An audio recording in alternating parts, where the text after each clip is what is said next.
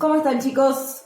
Les voy a grabar un videito pequeño para que recordemos lo que estuvimos viendo hasta ahora sobre la comunicación, ¿sí? Lo importante que tenemos que tener en claro es que la comunicación es un proceso dinámico. ¿Por qué dinámico? Porque los elementos todo el tiempo, ¿sí? Como habíamos hablado, van cambiando, ¿sí?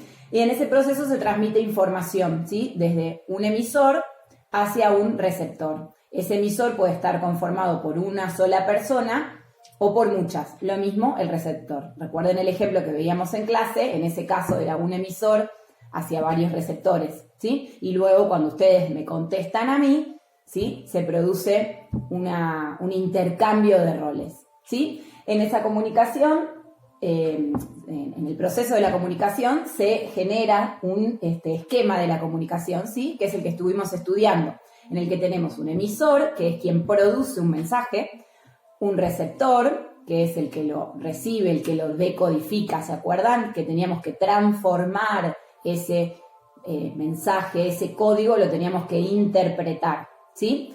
El mensaje es lo que se dice, y ese mensaje tiene un código y tiene un canal, que es el medio por el cual ese mensaje se transmite. Recuerden que el canal podía ser visual, ¿sí? O podía ser sonoro, o auditivo, o audiovisual. Por ejemplo, este mensaje que yo les estoy enviando ahora está transmitiéndose por un canal audiovisual, porque ustedes me ven y me escuchan, ¿sí?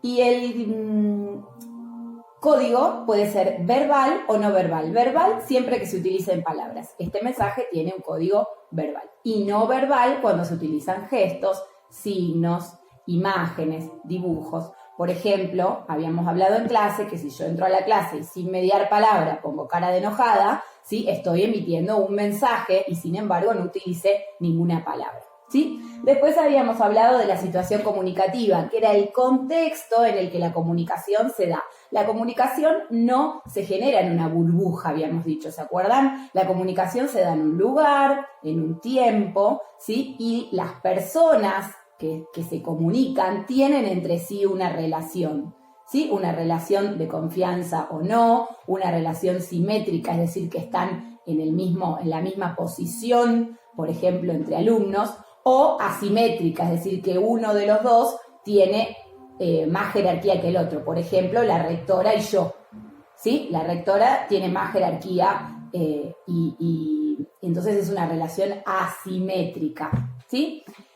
Habíamos dicho que la situación comunicativa era importante conocerla, tenerla en cuenta a la hora de emitir un mensaje, porque yo tengo que adecuar mi mensaje a la situación comunicativa, ¿sí? Y para eso, ahí vamos al registro, que es el único tema que yo les expliqué por el mail, digamos. El resto ya lo habíamos visto todo en clase. El registro de un mensaje va a depender de la situación comunicativa y puede ser formal o informal, ¿sí? La mayoría, según los trabajos que estuve viendo, entendió la diferencia entre registro formal e informal, ¿sí? Cuando yo me comunico con alguien en una situación comunicativa en la que no hay confianza o en un lugar en donde yo no puedo demostrar la relación que tengo por ahí yo con esa persona, tengo que usar un registro formal. Habíamos dicho que yo, por ejemplo, en sala de profesores no voy a conversar con mis compañeras, que son mis amigas, del mismo modo que voy a conversar si me junto a tomar mate en mi casa, ¿sí? Lo mismo pasa entre ustedes. Ustedes son amigos, pero no hablan del mismo modo adentro del curso cuando está la profesora que en el recreo, ¿sí? Adentro del curso van a utilizar un registro más formal y fuera en el recreo uno más informal. ¿Por qué? Porque se adecúan a la situación comunicativa, ¿sí? Y es importante entonces, a la hora de escribir y de hablar, tener en cuenta qué situación comunicativa yo me estoy enfrentando para poder adecuar mi mensaje. Bueno, creo que eso es todo y cualquier duda me pueden escribir y les explico algún concepto que no haya quedado claro. Adiós.